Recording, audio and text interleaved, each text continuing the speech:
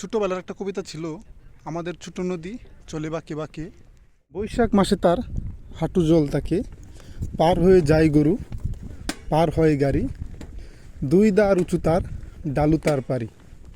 আমি বর্তমানে যে জায়গাটিতে আছি এখানে কোনো প্রকার গরু নেই, আছে শুধু মহিষ। তাই এখানকার মহিষই দেখাইলাম। এই মামা হুম।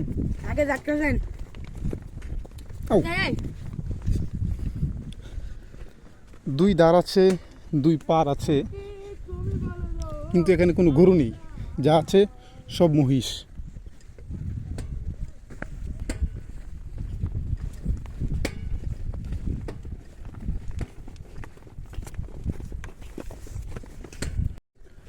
আর এখানে কোনো নদীও নেই, কোনো আঁকা বাঁকা খাল খননও নেই, যা আছে শুধু ফসলি জমি। ফসলি জমি বলা যায় না, এটা হচ্ছে সব লবণের কারখানা।